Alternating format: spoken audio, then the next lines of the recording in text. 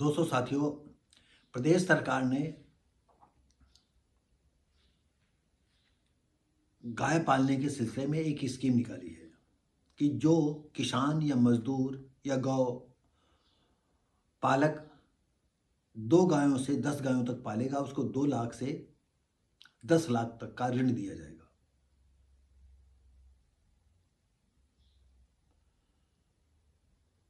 तो दोस्तों साथियों, हमको लगता है सरकार में जो बैठे अधिकारीगण हैं उन्हें इस बात से वो अनभिज्ञ रहते हैं या वो नहीं जानते हैं। आप थोड़ी देर के लिए सोच लिए, एक गाय पर सरकार जो है 50 रुपए का खर्चा सोचती है। और क्योंकि अब चारागाह बचे नहीं हैं कि जानवरों को छोड़ दिया जाए और सुबह शाम तक उनका पेट भर जाएगा, थोड़ा बहुत खाना दे दिया जाएगा और चलता रहेगा काम। अब तो जानवरों को बैठ कर खिलाया जाता है।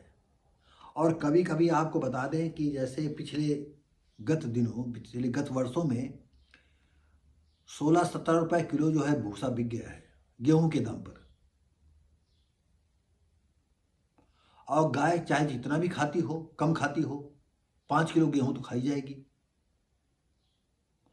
और सबसे बड़ी बात यह है कि अगर गेहूं 5 किलो आज जो है सरकार ने 24 रुपये कुछ पैसे गेहूं का मूल्य निर्धारित किया है,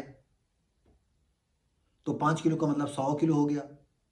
और भूसे की कीमत, आज भूसा ऐसी मशीनें आ गई हैं जो काफ़ी हद तक भूसा ऊपर से पेड़ कट जाता है रबी की और नीचे रह जाता है, उसको जुताई में उसे ख़त्म कर दिया जाता है। तो जानवरों को भूसा नहीं मिला, हरियाली नहीं मिल रही है। तो उनका आप ये सोचिएगा कि एक खुराक कितने की पड़ती है। दूसरी बात यह है कि अगर दूध देती हैं तो आज गांव का किसान ये भी सोचता है कि अगर हमने इसका एक दिन का खर्चा ये आता है खाने पर, और उसको गोबर उठाना, उसको बांधना, यहाँ से ले जाना उधर ले जाना, वो अलग से है।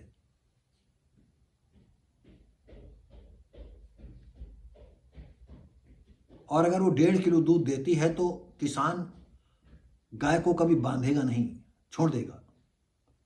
और अब जो आज गौ पालक के तौर पर गायों की सेवा करना चाहते हैं, जो कर रहे हैं, अब कोई आश्रम है जहां गायें पल रही, गौशालाएं बनाई गई हैं, वहां की स्थिति इतनी भयावह है कि जो इनके मुखिया हैं, जिनके हाथों में इनका संरक्षण दिया जाता है, वो लोग पानी तो देते नहीं हैं, चारा तो छोड़ दीजिए। अरे भूख प्यास से वो मर जाती तड़प तड़प करके। और सबसे बड़ी बात यह है, 2 लाख से 10 लाख का जो आप सरकार गौपालकों, मजदूरों या गौपालकों या किसानों को देंगे, तो क्या ऊपर ब्याज नहीं लेंगे? किसान अगर इतना बुद्धिजीवी हो तो किसान पाल करके जो है जानवरों को पाल करके वो फायदा नहीं ले पाएगा। वो अलग बात है कि ना आज जब गांव में इतनी ज़मीनें बची हैं, ना इतने इतने बड़े उनके घर हैं कि 15-15, 20-20, 50-50 गायों को रख सके। तो ये स्कीम आप सोचेगा, एक साधारण आदमी 10 लाख का सरकारी कर्जा जो ब्याज होता है क्या दे पाएगा?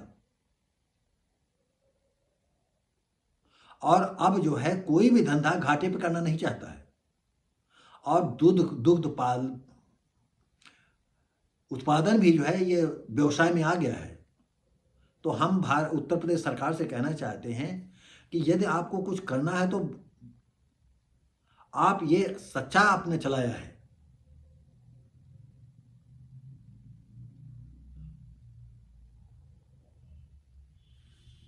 कि आप जो है 2 लाख से 10 लाख किसानों और गौपालकों को दे रहे हैं, और दें तो ये भी तो कहें कि हम उनको इतनी जमीन देंगे जिसमें कि ये गायों को बंद कर सके। और उनके गोबर, जैसे कि विदेशों में, अरब कंट्रियों में गोबर जा रहा है, और इतना गोबर आप देंगे, इसे गोबर की खाद बना करके देंगे तो इसका मूल्य ये होगा। तो ले दे करके अगर किसान को फायदा नहीं होगा, तो आज किसान भी इतना मूर्ख नहीं है कि जो धंधा करे उसमें नुकसान है, नुकसान झेलता रहे। 10 लाख का आप ये बताएं कि ब्याज कितना होगा महीने में, और बैंक वालों का ब्याज कितना होता है, ये आप अच्छी तरह जानते हैं। तो दोस्तों साथियों, जैसा कि हमने तमाम बातें बता दी। और होता यह है कि पशुपालकों को समृद्ध करने के लिए यूको बैंक की ओर से अमृत धारा योजना शुरुआत की गई है। और हमने 2 लाख से 10 लाख का किस्सा बताया कि उद्देश्य गौवंश संरक्षण, दुग्ध उत्पादन को बढ़ावा देना। तो दुग्ध उत्पादन कैसे होगा? आप पर डे के हिसाब से सोच लें कि एक खर्चा कितना आता है।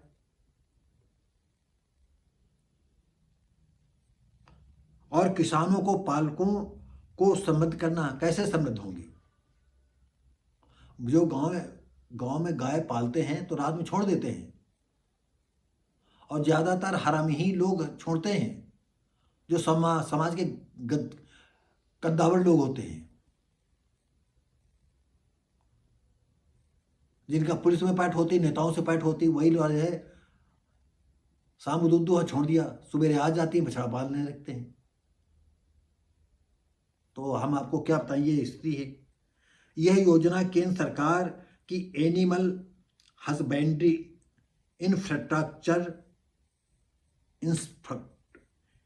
इंफ्रास्ट्रक्चर डेवलपमेंट योजना की तर्ज पर तैयार की गई है।